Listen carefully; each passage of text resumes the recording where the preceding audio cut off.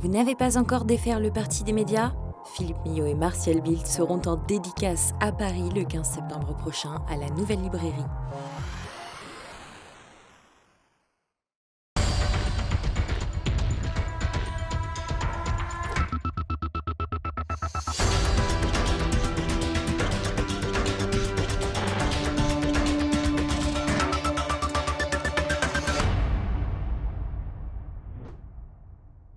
Bonjour à tous et bienvenue dans ce nouveau numéro de Politique et Économie, aujourd'hui en compagnie de Bernard Monod. Bonjour monsieur. Bonjour.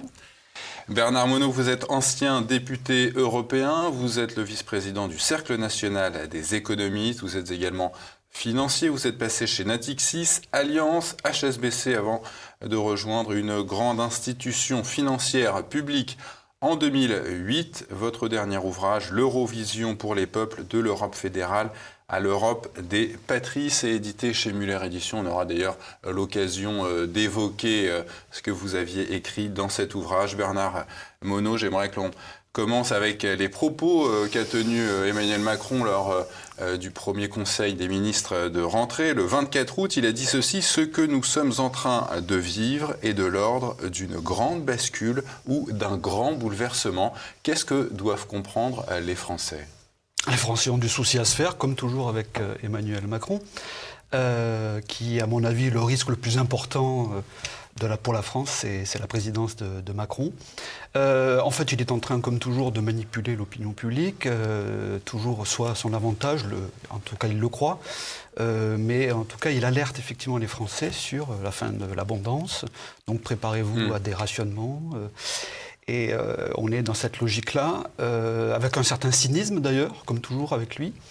Et parce que moi je le dis depuis des années, quand j'ai écrit ce livre dont vous avez parlé, Le patriotisme ou la banqueroute, mais lui étant quand même aux manettes, c'est lui qui est à la manœuvre. Et il est surtout aux ordres de la Commission européenne, et donc de la véritable patronne, je dirais, de la politique française, c'est Madame Ursula von der Leyen, qui dicte dans certains documents, on en parlera je pense tout à l'heure, le PNR 2022, en fait la feuille de route qu'il doit appliquer pendant son quinquennat. Donc il l'a reçu très rapidement au mois de juin dernier, en sachant ce qu'il devait avoir à faire. Voilà, donc... Ce vocable, Bernard Monod, grande bascule, grand bouleversement, on a déjà entendu parler on a déjà entendu ces évocations dans la bouche de quelqu'un d'autre, la bouche de Klaus Schwab, le président du Forum économique mondial, qui parle de cette grande réinitialisation. Est-ce que vous pensez que c'est le même projet qu'ils ont en commun ? Bien sûr, ils se tiennent tous par la main. Il y en a un qui réfléchit, l'autre qui communique, le troisième qui agit. Donc on est dans un cadre général d'effondrement général de notre système occidental, avec comme sous-jacent, comme base de la pyramide, le système monétaire international, qui arrive au bout du bout. Et donc on est en train de passer dans un nouveau système. Ça a déjà commencé depuis 2 ans, depuis 2020. Maintenant, c'est visible de tout le monde. Et puis, je dirais que le coup d'envoi réel auprès de tous les citoyens, c'est l'inflation qui va tôt ou tard se transformer dans les années qui viennent en hyperinflation. Les gens vont être effrayés de l'envolée des prix. Oui, alors on a entendu le ministre des Finances dire qu'on était au pic de l'inflation et que ça pourrait revenir à la normale au début de 2023. Vous parlez de Bruno Le Maire, oui. Le rentemplant du gouvernement, c'est ça? Oui, non, mais enfin, il dit une chose, il dit l'inverse, comme son chef, Emmanuel Macron, comme Castex auparavant, Madame Borne maintenant. Non, on est dans un schéma général d'effondrement de tout l'Occident, et ils essayent de cacher la réalité aux gens en trouvant des faux prétextes qu'ils transforment en politique. Alors, justement, à propos de prétextes... Notamment le Covid, notamment le conflit en Ukraine, notamment les problèmes climatiques. Tout est bon pour s'exonérer de leurs responsabilités politiques. C'est l'objet de ma prochaine question, Bernard Monod. Est-ce que vous pensez que cette guerre en Ukraine, cette invasion de l'armée russe en Ukraine est un frein ou un prétexte au bon déroulement du Great Reset, de la grande réinitialisation ? Je pense que ça a été instigé depuis très longtemps, parce qu'on parle de ce conflit depuis le début de 2022, sauf qu'il a commencé en 2014 avec toutes les provocations de l'Ukraine, notamment depuis le coup d'État de Maïdan en 2014, avec des représentants des intérêts occidentaux, notamment de l'OTAN et des États-Unis. Donc ils ont mis en place des gens à eux. Et puis depuis, il y a toutes les provocations qui ont été faites contre la Russie, en armant justement les troupes ukrainiennes, en faisant des provocations, en menaçant les Ukrainiens russophiles. Mais est-ce que vous pensez que cette guerre et les sanctions qui ont été prises à la suite servent les intérêts de la classe mondialiste? Ah oui, tout à fait. Mais, puisqu'ils l'ont orchestré. Donc, c'est pas nouveau. C'est pas nouveau. Aujourd'hui, c'est évident pour le grand public. Mais donc, vous pensez que si ça a été orchestré, que Poutine serait tombé dans le piège des mondialistes? Non, mais il fallait à un moment donné, qu'il réagisse par rapport aux menaces qui devenaient de plus en plus prégnantes contre la sécurité de son pays. Je n'excuse pas l'invasion, si vous voulez, de l'Ukraine. Bien entendu, elle est condamnable, mais ça peut se comprendre d'un point de vue géopolitique dans l'intérêt de défense des Ukrainiens pro-russes, qui étaient complètement martyrisés par le gouvernement ukrainien depuis 2014. Bien entendu, dans les médias occidentaux, on n'en parle pas, c'est omerta, sauf que c'est la réalité. Et donc, à partir de là, si vous voulez, ça a été utilisé politiquement par l'Occident pour cacher l'effondrement du système monétaire international.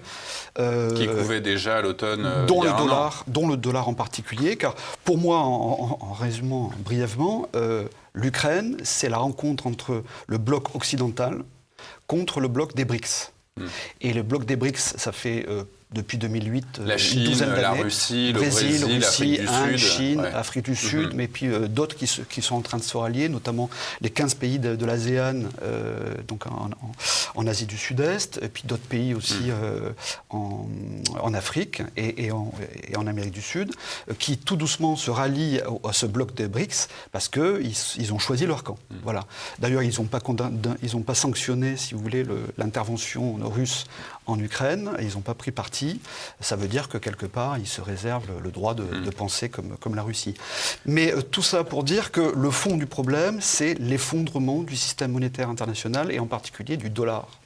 Le dollar se déprécie comme toutes les autres devises, entre parenthèses, la livre sterling, l'euro, le yen, etc. Et le fait que les prix explosent aux yeux des gens, ce n'est pas les prix qui montent, ce sont les monnaies qui se déprécient à la vitesse grand V. Voilà. Et là, il y a une accélération depuis 2020, 2021, 2022. Juste deux chiffres. À cause de toutes les injections de liquidités qui ont été faites. À cause de 50 ans de modèle ultralibéral et mondialiste, où c'est la fin des nations, c'est la fin des frontières, libre circulation des capitaux, des marchandises, des personnes avec l'immigration, etc. La fin des prix sur les taux d'intérêt. Voilà. Le prise de contrôle des banques d'affaires occidentales à Wall Street et à la City, qui spéculent sur les matières premières, sur les ressources agricoles, etc., qui font monter les prix artificiellement. Et au-delà de tout ça, si vous voulez, j'ai deux chiffres à vous donner. Ça, c'est factuel. La valeur du dollar par rapport à l'once d'or depuis 22-23 ans, c'est moins 95%. Et pour l'euro, c'est moins 89%. Voilà. Donc, une fois qu'on a dit ça, ceci explique cela. Ce n'est pas une hausse, une inflation des prix à la consommation, c'est une dépréciation de toutes les monnaies de l'Occident. Emmanuel Macron a également évoqué une fin de l'abondance lors de ce Conseil des ministres. Après les milliards dépensés lors du quoi qu'il en coûte, ça vous dit quoi, ça ? Pour pas pleurer, il vaut mieux en rire. C'est tellement grotesque. Il nous a fait quand même, en l'espace de 5 ans, 700 milliards d'euros de dette. C'est-à-dire pire que le président de la dette, qui était Sarkozy en 2008. 700 milliards d'euros. On va dire qu'en plus de ça, il camoufle une partie parce qu'il y a des des subterfuges comptables et budgétaires pour cacher environ plus de 100 milliards d'euros de dettes publiques qui ont été camouflées, mais dont entre 2020 et 2021, 452 milliards d'euros de dettes. Et maintenant, donc le fameux quoi qu'il en coûte, etc. Bon. Maintenant, ils viennent nous expliquer qu'il va falloir se serrer la ceinture, etc. Ça va dans le bon sens, mais serrer la ceinture pour qui ? Toujours pour les mêmes. Car les grands sujets qui sont liés à l'Union européenne sont toujours présents. C'est-à-dire qu'il y a le paiement du budget de l'Union européenne par la France ne cesse d'augmenter. Nous sommes à 26-27 milliards d'euros en 2022. Nous étions à une vingtaine de milliards il y a encore 4-5 ans. Il y a 10 ans, on était à 15 ou 18 milliards. Enfin, ça ne cesse d'augmenter. Tout ça pour compenser le départ du Royaume-Uni, mais aussi les besoins permanents de budget que demande l'Union européenne. Après, vous avez toute l'optimisation fiscale agressive. C'est 100 milliards d'euros par an. J'en ai parlé tout un chapitre dans mon livre, il y a déjà 4 ans, sur l'optimisation fiscale agressive des multinationales. Pour la France, c'est 100 milliards d'euros pour la France, avec 65 milliards au titre de l'impôt société non payé en France, qui devrait être dû, et puis 35 milliards au titre de tout ce qui est la fraude à la TVA intra-communautaire, etc. Donc c'est 100 milliards d'euros tous les ans depuis plus de 15, voire 18 ans. Bon, cet argent-là, ça constitue la dette publique que nous avons aujourd'hui. Et au final, ça se retrouve dans les impôts des Français. Donc ça ne peut aller que de mal en pis, sans compter qu'à partir de 2023, nous allons subir un plan d'austérité réclamé par la Commission européenne via, je l'ai évoqué un petit peu, le PNR. Oui, on va l'aborder tout à l'heure. Questionner là-dessus, je pense. Mais voilà, donc si vous voulez, l'étau se resserre pour les Français. On a ces pénuries qui frappent notre économie, pas que la nôtre d'ailleurs. Pourquoi ces produits perpétuellement disponibles, comme le disait l'autre jour le président Macron, ont disparu ? Certains parlent de pénuries organisées. Qu'est-ce que vous en pensez de ces pénuries ? Emmanuel Macron, d'ailleurs, a parlé de l'eau qu'il va falloir économiser. On manque d'eau en France, apparemment. Oui, on manque d'eau, on manque d'air, on manque de tout. Moi, ce que je constate, c'est qu'avant l'Union européenne, il y a 30 ans, Maastricht, nous avions l'acier, nous avions pas de pétrole, mais on avait du gaz, on avait des hôpitaux qui fonctionnaient, le pays était en ordre de marche. Et depuis que nous sommes dans l'Union européenne, ça fait 30 ans, le pays est en train de plonger et de rentrer dans une glaciation économique et sociale qui est dramatique. Donc, moi, ce qui m'étonne, c'est que personne ne se pose des questions, je pense à nos compatriotes. Sur le fond, on nous explique que plus on va avoir d'Union européenne, mieux on va se porter. Vous allez voir ce que vous allez voir. Un coup, c'est sur la santé, un coup, c'est sur les budgets, un coup, c'est sur la reprise économique. Et en fait, on découvre une recrise en permanence. Et les Français ne se posent pas de questions sur le fond des choses, quoi.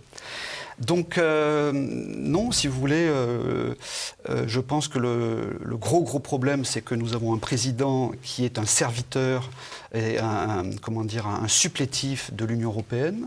Et ces pénuries, vous pensez que ce n'est le résultat que de l'Union européenne, que de Maastricht ? Oui, parce que l'Union européenne est l'outil de vassalisation vers les multinationales américaines, occidentales de manière générale, étrangères, qui appliquent ce qui est bon pour l'intérêt des multinationales. Oui. Et donc Macron ne fait qu'exécuter un plan qui lui est réclamé. Et puis parallèlement, parce que vous l'avez évoqué juste tout à l'heure avec Klaus Schwab, le fameux forum économique de Davos, avec leur petite école de bons élèves de Young Leaders, de Young Global Leaders. Young Global Leaders. Et donc dont Macron a fait partie, dont Pécresse a fait partie, et puis bien d'autres en France, et puis aussi Trudeau au Canada, etc., enfin bien d'autres.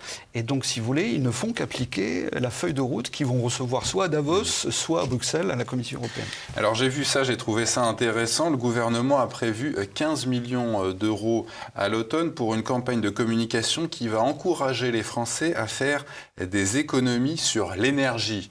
Le ministre Olivier Véran a déclaré qu'il n'y aurait pas de contraintes, on nous a déjà fait le coup.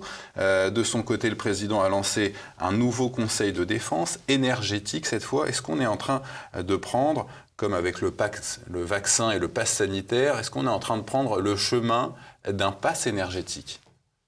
Oui, de toute façon, ça a déjà été acté au niveau de l'Union européenne par la Commission européenne. Donc, c'est une question de temps. C'est comme, si vous voulez, le pass numérique a déjà été préparé par la Commission européenne et je crois voté au Parlement. Je crois que c'est cette année. Donc, on est en... Mais c'est quoi le principe de ce pass numérique ? Si vous voulez, vous avez un pass pour circuler dans l'Union européenne et utiliser les services de l'Union européenne et les services publics français. Et si vous ne présentez pas ce pass numérique, qui contiendra des données titres personnels sur la santé, bancaire, etc., eh bien, si vous l'avez, vous pourrez en bénéficier. Si vous ne l'avez pas, vous ne pourrez pas en bénéficier. Une manière de déconstruire les acquis sociaux dont on bénéficie depuis 1945, depuis la Deuxième Guerre mondiale. Donc l'Union européenne déconstruit les nations, et en particulier la France, qui a un système de protection sociale extrêmement avantageux, qui coûte cher, certes, mais qui a été extrêmement bénéfique depuis 80 ans maintenant, depuis l'après-guerre. On a voulu responsabiliser les citoyens sur la santé publique, on va essayer de faire de même avec l'énergie maintenant, alors, c'est ça ? Oui, dans tous les domaines. Donc un citoyen responsable, ce sera un citoyen qui ne prendra pas l'avion 3 fois par an ? En quelque sorte, ou alors il y aura des dérogations, comme l'amendement Ferrari, vous savez. C'est-à-dire qu'il faut, en 2035, plus de moteurs thermiques, à l'exception, bien entendu, de tous les modèles en série limitée, de moins de 1000 exemplaires. Les Ferrari, les Maserati, etc. Et donc, ceux-là pourront continuer à rouler avec des moteurs thermiques, etc. Non, mais si vous voulez, il y a un cynisme absolu de la pseudo-élite qui nous gouverne. Je vous ai cité deux noms, parce qu'il faut mettre des noms derrière ce que l'on dénonce, si vous voulez, au niveau des institutions supranationales. La véritable nuisance vient de la présidente Ursula von der Leyen, précédemment c'était Juncker. Moi j'avais croisé le fer contre Juncker quand j'étais au Parlement européen, en le traitant d'ailleurs entre parenthèses de pirate européen, parce qu'il facilitait ce que je vous disais tout à l'heure avec la fuite des impôts sociétés français vers le Luxembourg, vers l'Irlande, Malte, les Pays-Bas, etc., dans les 4 États voyous de l'Union européenne. Et évidemment, il n'avait pas du tout accepté, enfin, en tout cas, supporté que je l'appelle comme ça, mais c'est la triste réalité, si vous voulez. Donc, tous ces gens-là sont aux ordres des 20 000 lobbies qui font le siège à Bruxelles, à la Commission européenne, et qui cherchent à imposer par tous les moyens les directives européennes pour le lobby bancaire, pour le lobby industriel de l'acier, pour la pharmacie, etc. Donc on est soumis à des gens qui sont corrompus par toutes les multinationales internationales. Ces sanctions contre la Russie, comment se fait-il que le Parlement français n'ait pas été consulté ? Comment se fait-il également qu'aucune juridiction européenne ne se saisisse du fait que Mme von der Leyen n'a rien à voir à faire, à dicter des sanctions contre la Russie ? Eh bien, écoutez, il y a également la médiatisation quotidienne, matin, midi et soir, des mesures qui sont prises dans l'intérêt général, bien entendu, soi-disant, c'est pour notre bien. Effectivement, il y a le cas de l'Ukraine aussi. Vous parlez de la position politique préemptée par la présidente de la Commission européenne. Il y a l'Ukraine avec le dépôt du dossier pour faire entrer l'Ukraine dans l'Union européenne. Elle n'a jamais été mandatée pour ça, et pourtant elle le fait. Mais là, ce sont les chefs d'État qui doivent réagir. Or, les chefs d'État sont aux ordres de la Commission européenne et sont là pour appliquer le plan qui a été décidé. Donc, c'est certainement pas d'eux que va venir la résistance. Elle vient d'ailleurs, mais elle est trop faible pour être entendue. Voilà. On parlait un petit peu de l'inflation tout à l'heure, Bernard Monod. Pourquoi est-ce que vous ne partagez pas l'optimisme de Bruno Le Maire quant à un retour à la normale début 2023 ? Parce que Bruno Le Maire, c'est le même qui nous a expliqué que l'économie russe allait s'effondrer en février ou mars sur son intervention et celle de l'Union européenne. Et en fait, l'effet boomerang, on se l'est pris en pleine tête avec le décrochage de notre économie de l'Union européenne, la montée encore de l'inflation de mois en mois. Et donc, pourquoi croire quelqu'un qui ne cesse de nous mentir ? C'est un charlatan qui est là pour endormir les Français. Ça irait plutôt pas mal, puisqu'il était dans l'ancien l'ancien gouvernement, il est à nouveau dans le gouvernement actuel. Donc non, c'est un charlatan. Pourquoi cette inflation va-t-elle continuer à augmenter selon vous ? Pourquoi ? Parce que lorsque j'ai écrit mon livre il y a 4 ans, donc le patriotisme ou la banqueroute, le bilan de la Banque Centrale Européenne était à 4 700 milliards.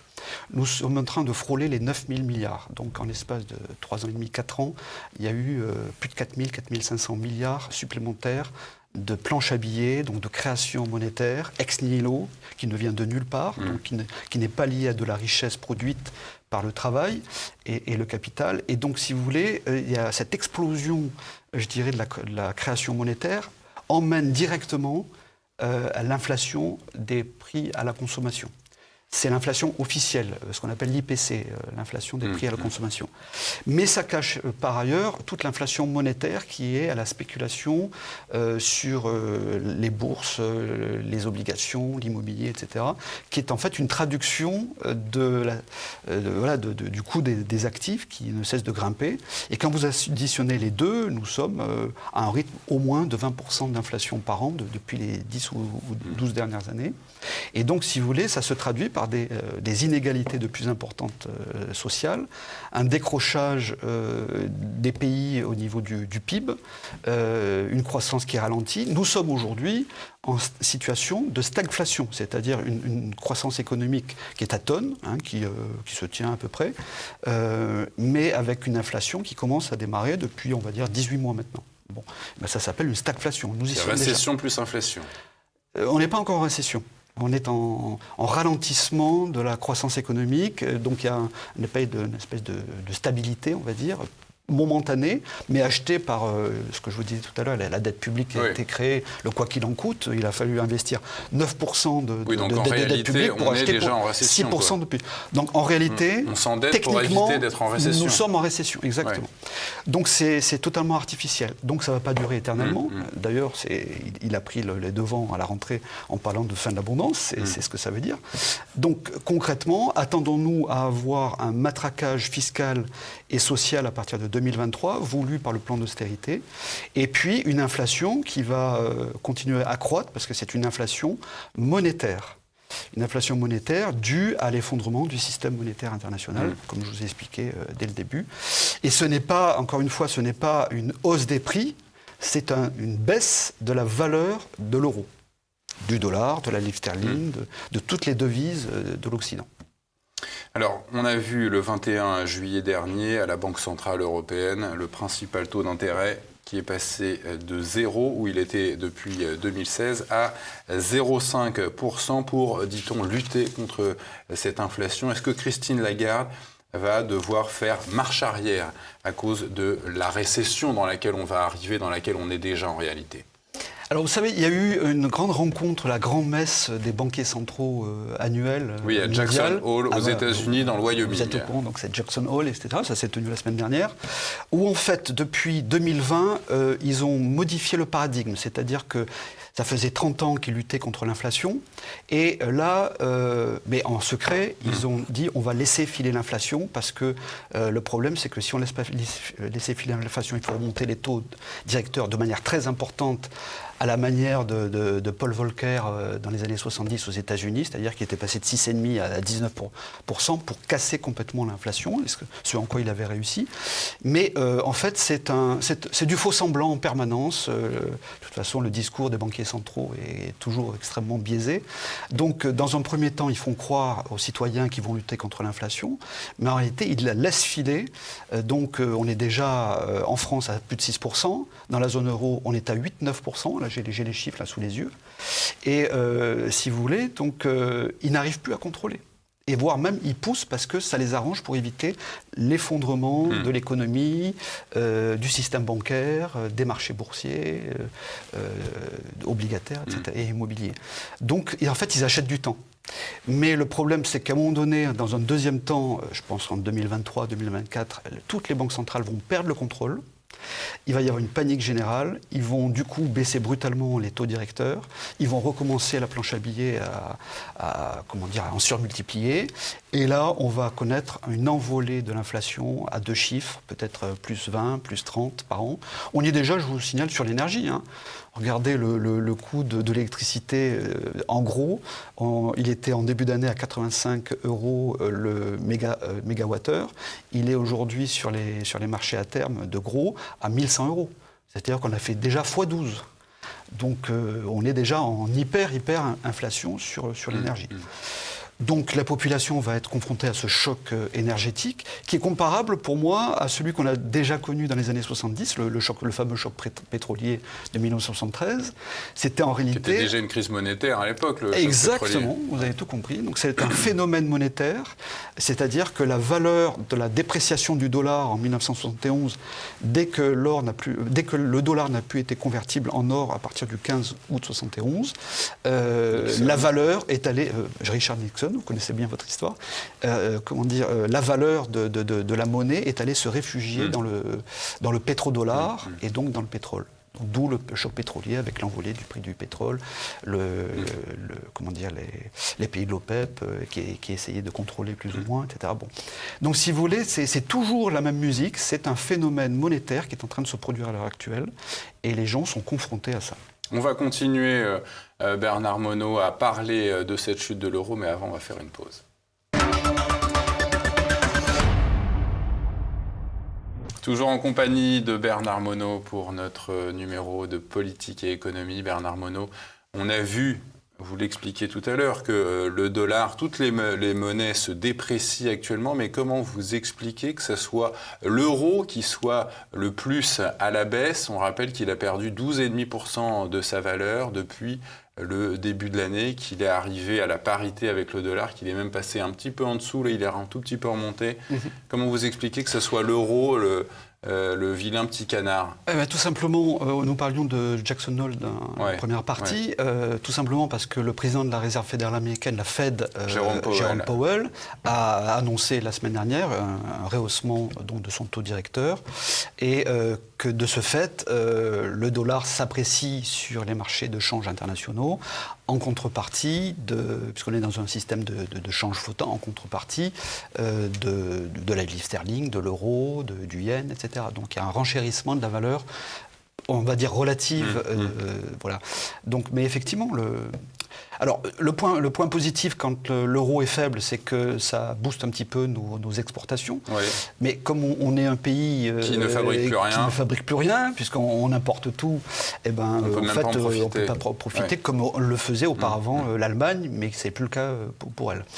Mais, alors cependant, juste pour revenir à la Banque Centrale Européenne, Madame Lagarde va probablement emboîter le pas courant septembre. D'ailleurs, Villeroy de Galhau, le gouverneur de la Banque de France, commence à nous préparer en disant qu'il va effectivement y avoir un rehaussement du taux directeur de la Banque Centrale Européenne. Et donc, pour tenter de suivre, pour ne pas avoir trop de disparité entre le dollar et l'euro dans la zone euro. Mais ce rehaussement, c'est censé lutter contre l'inflation, mais ça va surtout nuire à la croissance. Complètement, oui, bien sûr. Bien sûr. Mais là, ils sont pris à récession. Ils sont pris à leur propre piège. Sans compter les plans de rachat avec on en parlait tout à l'heure, les plans de la planche à billets avec de la BCE qui rachète en permanence les dettes qui sont faites par les États membres. Avec un point quand même qui va être crucial, c'est l'Italie, dès septembre. Je ne sais pas si ça a échappé à nos compatriotes, mais il y a une élection législative. Il y a une élection qui va avoir lieu effectivement courant septembre. Et c'est Giorgia Meloni et de Mario Fratelli Draghi d'Italia a démissionné au mois de juillet, donc avec grand fracas, malgré l'aide extrêmement importante de l'Union européenne et de la BCE sur le plan de relance européen. Ils ont été les grands bénéficiaires en termes de montant, au moins 200 milliards d'euros. Malgré ça, si vous voulez, ils n'arrivent pas à enrayer le ralentissement économique et puis la dégradation complète des finances publiques italiennes. Ils sont à 130% de dette sur PIB. Ils sont rentrés dans la spirale infernale. Et si l'Italie faillit, eh bien, c'est le maillon principal de la zone euro, et donc la zone euro ne résistera pas. Est-ce que vous attendez à quelque chose de positif venant de cette coalition des droites, Berlusconi, Salvini, Meloni, si elle arrivait au pouvoir? Ou alors est-ce que ça se passerait comme en Grèce avec Tsipras qui a finalement tenté un coup de poker et qui finalement s'est rendu aux autorités, à la Troïka, on appelait ça à l'époque? Absolument. Bah, Vous attendez quelque chose il s'est des vendu, Italiens? il s'est pas rendu, il s'est vendu, malheureusement. Il a trahi complètement le peuple grec et depuis ils sont entrés en récession terrible, etc. Bon. Non, moi je pense que c'est le mariage du carpe et du lapin et donc ça ne marchera pas. Donc ils sont en crise politique, déjà avérée, et que ça va s'aggraver et que compte tenu des problématiques économiques, sociales, sanitaires, parce que là aussi ils ont été bien atteints comme en France, je pense qu'on va vers une dégringolade de l'Italie dans la zone euro qui va entraîner, je dirais, une contagion dans toute la zone euro. On parlait de l'euro et du dollar à la baisse. Comment se passe la vie de l'autre côté pour le rouble? Le rouble plutôt pas mal puisque la valeur du rouble est supérieure par rapport à toutes les monnaies, y compris le dollar, en comparaison avant le conflit, donc mois de février de mémoire. En tout cas, c'était les derniers chiffres que j'ai relevés, donc c'était fin juillet, début août. Donc le rouble se porte bien. On est loin des prédications de M. Bruno Le Maire qui voyait l'effondrement de l'économie russe. En fait, on s'est pris l'effet boomerang puisque les sanctions se retournent contre nous. Ils n'ont jamais eu autant de cash, les Russes.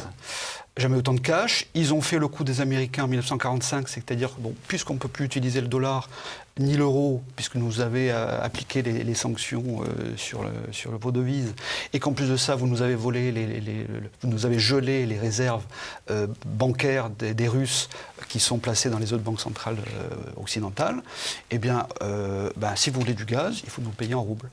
Voire mieux, vous nous payez en or. Donc il a fait un coup magistral, Poutine, et surtout la présidente de la Banque centrale de Russie, qui est remarquable, c'est Elvira, je me rappelle jamais de son nom. Elle est remarquablement compétente et elle a réussi à maintenir l'économie russe, même si elle souffre, puisque là j'ai quelques chiffres à vous donner en termes de taux réels négatifs par rapport à l'ensemble des grands pays occidentaux. Donc par exemple, on en parlait tout à l'heure avec le taux d'inflation. Donc l'inflation dans la zone euro est à 8,9 pour pas dire 9. Et vous avez le taux réel négatif par rapport aux taux nominaux qui est de l'ordre de moins 9% aussi. Ça c'est dramatique, c'est-à-dire c'est le pire chiffre des pays occidentaux. Après, vous avez les États-Unis qui sont derrière à moins 6% parce qu'ils ont commencé à relever leurs taux.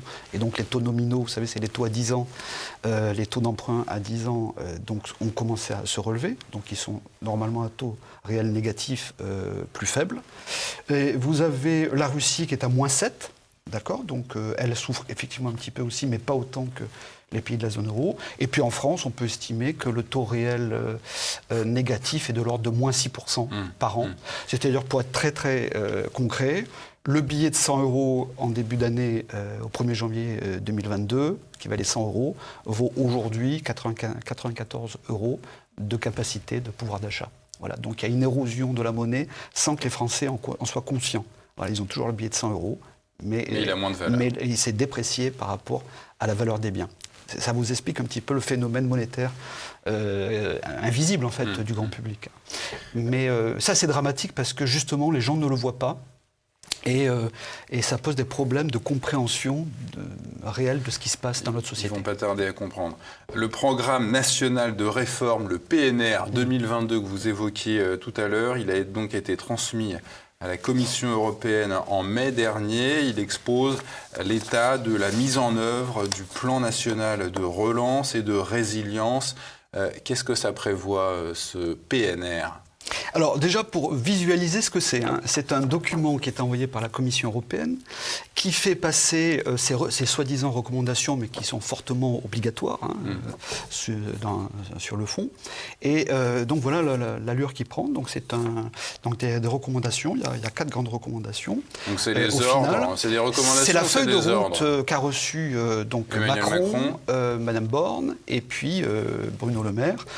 Donc de mettre en place ce qu'ils appellent, c'est leur grand dada, c'est les réformes structurelles, c'est-à-dire Ils ne supportent pas que la France ait un système de protection sociale très avantageux depuis 1945. Donc ils ont tout fait depuis 30 ans, notamment Maastricht, pour casser ce système de protection sociale. Ils reviennent en permanence sur le système des retraites. Donc, pourquoi ? Parce que cette manne représente environ 750 milliards d'euros de budgets sociaux. Et pour les marchés financiers internationaux, c'est le trésor de guerre, je dirais, de la France, et ils veulent taper dedans. Donc, alors qu'apparemment, selon le Conseil d'orientation des retraites, il n'y aurait même pas besoin de faire une réforme des retraites. Bien sûr, mais tout ça, c'est du marketing politique pour faire croire aux gens qu'il faut absolument... C'est de la propagande permanente. Pour faire croire aux gens que c'est intenable, etc. Sauf qu'il suffirait qu'il y ait 1 million de Français supplémentaires au travail pour que les cotisations viennent rééquilibrer définitivement, si vous voulez, l'équilibre des retraites. Donc, est-ce que c'est pour faire plaisir aux gens comme BlackRock, à M. Cirelli ? Absolument, ben voilà, vous avez tout dit. En fait, nous sommes dans les mains de nos créanciers. C'est l'histoire aussi des OATI qu'on est allé, donc ces emprunts d'État indexés sur l'inflation et qui vont coûter des milliards d'euros alors qu'on aurait pu emprunter à 0%. 15 milliards d'euros à peu près, voilà. Bon, Olivier Delamarche parle plutôt de 40 milliards. Oui, je sais qu'il s'excite beaucoup sur ce sujet-là. Bon, le problème, c'est que pour moi, ça reste infinitésimal. Pourquoi ? Parce qu'à côté de ça... Non, mais c'est infinitésimal, mais ça révèle quand même que le gouvernement travaille pour les intérêts de ces sociétés privées. Mais bien sûr, alors ça, au premier abord, effectivement, il travaille pour les multinationales et les créanciers internationaux qui, justement, investissent sur la maison France. Et puis que derrière, les intérêts doivent être versés et qu'il n'y a pas de problème de perte de risque en capital pour eux. Donc, en fait, si vous voulez, c'est une énorme lessiveuse. Mais il ne faut pas non plus s'exciter sur ce sujet-là, qui est effectivement un scandale, mais il y en a 100 des scandales. Les montants sont relativement modiques en comparaison de la balance commerciale qui est extrêmement déficitaire en France. De toute façon, tout est dans le rouge, c'est pas compliqué. On est à 100 milliards maintenant en rythme annualisé. Donc ça s'aggrave de plus en plus, d'autant que l'euro s'affaiblit, donc on va payer la facture pétrolière encore plus cher, etc. Bon. Mais à côté de ça, vous avez ce que vous avez évoqué tout à l'heure, l'optimisation fiscale agressive, c'est-à-dire le jeu de l'évasion fiscale des multinationales, c'est 100 milliards d'euros par an. Plus les dividendes qui fuient, enfin l'hémorragie de dividendes et de richesses qui fuient la France chaque année pour aller dans les fonds de pension américains, anglo-saxons, etc. Donc ça, plus ça, oui, c'est un scandale, mais qui par comparaison, est plutôt modique par rapport à tout le reste. Et puis derrière, ça cache aussi les OATI, le fait que ça donne le moyen de tripatouiller le budget. Moi, je considère que le budget français, les finances publiques françaises ne sont pas sincères lorsque c'est voté au Parlement, à l'Assemblée nationale, et que derrière, par exemple, on sait qu'il y a à peu près 105 milliards d'euros depuis une dizaine d'années qui ne sont pas comptabilisés dans la dette publique pour minorer, pour essayer de faire bonne figure, pour montrer que leur politique est extrêmement positive, etc. Non, c'est pas vrai, il y a beaucoup de tripatouillage. Même la Cour des comptes a dénoncé ce phénomène-là. C'est plus grave pour moi que l'OATI. Pour résoudre ce problème d'OATI, il suffirait qu'un dirigeant patriote honnête vis-à-vis de ses compatriotes organise, comme avait fait Pinet et Rueff, l'emprunt Pinet-Rueff, en 1958, pour financer le développement économique de la France. Et certes, qui avait coûté très cher à la France, mais la richesse restait intranationale. Et il suffirait de proposer un grand emprunt patriotique aux Français. Ils y souscriraient, il y aurait des bons taux d'intérêt, mais ça restera en France. Voilà, ce qu'avait proposé Marine Le Pen lors de la campagne présidentielle, d'ailleurs, cette idée de... Pas sous cette forme-là, mais bon, c'est très bien si elle l'a fait. Mais voilà, donc... On évoque aussi ce passage, c'est vous qui en parlez, Bernard Monod, de l'inflation à l'hyperinflation. De quoi on parle là ? C'est quoi quand on passe de l'un à l'autre, qu'est-ce qui se passe entre les deux ? C'est le chiffre qui double, qui triple, qui quadruple sur une période de mesures, mettons, annuelles.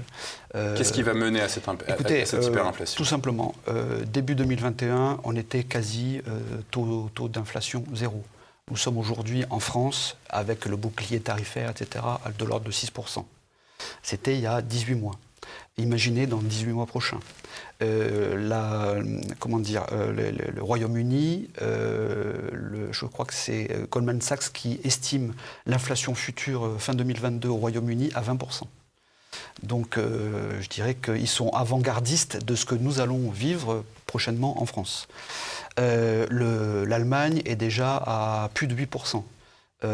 D'ici la fin d'année, il devrait être à 10%. Donc on commence à attaquer l'inflation des prix à la consommation, je ne parle même pas de l'inflation monétaire, à 2 chiffres. D'accord, 10%.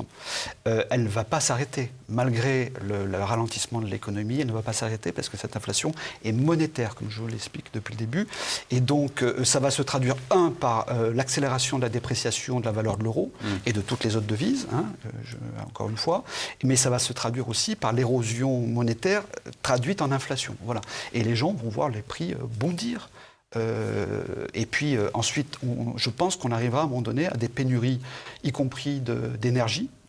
Ils commencent à nous préparer. Je vous signale que l'abondance c'est fini et puis il va falloir commencer à penser. Ils nous préparent déjà sur des coupures de courant, les entreprises pour l'instant, pas les particuliers, etc. Voilà. Oh, ça c'est encore autre chose, c'est les délires de Bill Gates et de tous ces psychopathes avec leur piqûre à dépeupler. Là. Non, mais si vous voulez, on rentre dans un effondrement de tout le système économique, monétaire, bancaire et financier de l'Occident tout entier. Et en face, nous avons le bloc des BRICS qui sont producteurs et qui, moi, ma grande crainte politique aujourd'hui, c'est pas de faire des sanctions contre la Russie pour les punir, de ceci, cela. C'est que la Russie nous tourne définitivement le dos pour se tourner vers leurs alliés, et notamment l'Asie, etc. Et qu'ils arrêtent de nous fournir toutes les ressources dont nous avons besoin. Alors là, ce sera une catastrophe absolue pour l'économie allemande, qui va plonger et qui est dépendante à 70% du gaz russe. Et de mois en mois, le robinet du gaz est en train de se fermer avec Nord Stream 1 et bientôt Nord Stream 2 par rapport à l'Allemagne. Donc, si vous voulez, si l'Allemagne décroche en termes de moteur économique de l'Union européenne et de la zone euro, c'est toute l'Union européenne qui va plonger. Voilà l'effet en chaîne qui va probablement se produire dans les 24 mois qui viennent. Jusqu'à la banqueroute, dites-vous. On écoutait Charles Gave la semaine dernière qui nous disait qu'un État ne peut pas faire faillite, il peut faire banqueroute. C'est ce que vous expliquez. Oui, absolument. La dernière fois que ça s'est produit en France, c'était juste après la Révolution, c'était la crise des assignats. C'est-à-dire que il y avait, comme le Trésor royal était exsangue, ce qui a, entre parenthèses, amené à la Révolution citoyenne, et bien après, il fallait produire une monnaie et la monnaie de l'époque était complètement dévalorisée, donc ils ont inventé les assignats et ils ont confisqué le patrimoine du clergé. Donc il fallait s'appuyer sur des produits, de garantir cette monnaie sur des actifs réels, des tangibles. C'est ce qu'ils avaient trouvé à l'époque. Mais ça a duré 4 ans, 5 ans. Ils ont fait tellement tourner la planche à billets des assignats qu'il y a eu un effondrement et un défaut de paiement de la France. C'est la dernière fois que la France a été réellement en faillite. Donc moi je pense qu'on s'achemine directement vers une crise des assignats gigantesque. Mais est-ce qu'il y a moyen, Bernard Monod, d'échapper à cette banqueroute, à cette hyperinflation ? Bien sûr. Il aurait fallu... Est-ce qu'il faut sortir de l'euro ? Est-ce qu'il faut sortir de l'Union européenne ? Vous n'êtes pas pour ça ? Non, mais c'est même plus la peine. Je veux dire, on est déjà au-delà de tout ça. L'Union européenne tient par miracle. Elle ne survivra pas au choc frontal de la banqueroute du système monétaire international. Et donc, on n'en parlera plus. Ce sera l'euro et l'Union européenne sortiront d'elles-mêmes. On bâtira probablement d'autres choses derrière. Qu'est-ce qui se Pour ma part, j'en ai parlé dans mon Français, livre. Alors déjà, il aurait fallu, hein, pour éviter cette banqueroute, l'extrême violence de la banqueroute que nous allons connaître, il aurait fallu déjà accepter de changer de modèle économique et macroéconomique et de passer au patriotisme économique. Or, les Français ne votent que pour des gens qui ont amené cette crise que nous vivons. Ça ne date pas d'aujourd'hui, hein. Macron est le dernier, mais ça remonte déjà depuis Giscard, Mitterrand, Chirac, Accélération avec etc. Sarkozy et Hollande. Accélération avec une grande responsabilité politique de Sarkozy avec le traité de Lisbonne, parce que nous aurions pu éviter la situation dans laquelle on est, et ce qui a été dramatique, c'est le traité de Lisbonne. après le traité de Le traité Maastricht de en Lisbonne, donc 92. c'était le projet constitutionnel qui a été validé Qui a été de imposé, l'Europe. qui a été voté de force au Congrès, à la demande de Nicolas Sarkozy, qui a commis une faute politique gigantesque. Mais on va en payer le prix, ça a déjà commencé. Voilà. Donc si vous voulez, il aurait fallu accepter de changer de modèle économique, de revenir à un modèle de patriotisme économique comme le font les États-Unis, comme le font la Chine, comme le font le Royaume-Uni, comme le font la Russie, les pays des BRICS, et qui d'abord font passer les intérêts généraux du pays avant les intérêts internationaux. Voilà. Et moyennant quoi, la facture aujourd'hui, c'est les Français dans la totalité qui vont payer ça, cette impéritie politique. Et malheureusement, on y va tout droit. Qu'est-ce qui s'offrira comme choix aux Français après cette banqueroute ? Est-ce que vous croyez à un sursaut du peuple ? Ou alors, est-ce que ça sera, comme on nous le promet depuis des années, l'établissement d'un nouvel ordre mondial? Alors, c'est le plan qu'essaye de mettre en place la pseudo-élite qui nous gouverne, hein, donc ce que tout le monde connaît aujourd'hui en place, au pouvoir, en France et en Union européenne. Mais après, vous avez toutes les institutions, organisations internationales. Vous parliez tout à l'heure du Forum économique de Davos, avec leur fameux plan de Great Reset. Great Reset en français, c'est la grande réinitialisation du capitalisme, quand même. Ça veut dire qu'eux-mêmes sont conscients que le capitalisme est arrivé au bout de lui-même. Donc on va passer dans un autre système. Et leur rêve, c'est quelque part de glisser vers le modèle un peu totalitaire, si ce n'est pas complètement totalitaire, de la Chine. La Chine qui verrouille les gens chez eux, qui leur impose la surveillance et le contrôle.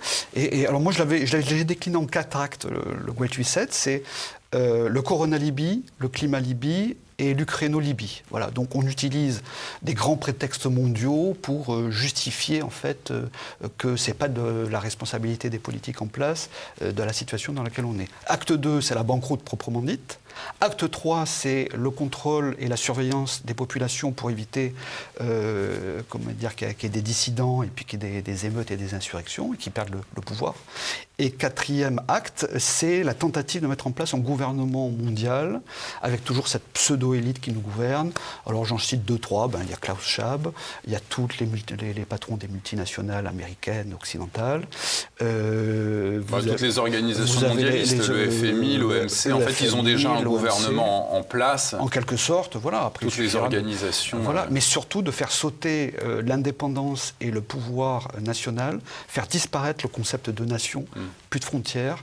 Et puis des dirigeants qui sont aux ordres, en fait, qui ne sont que des provinces, en fait des espèces de fonctionnaires à la solde de Bruxelles, et qui exécutent tout ce qui a été décidé ailleurs, quoi. C'est-à-dire à Bruxelles pour l'aspect politique et à Francfort pour l'aspect, à la BCE pour l'aspect économique et monétaire.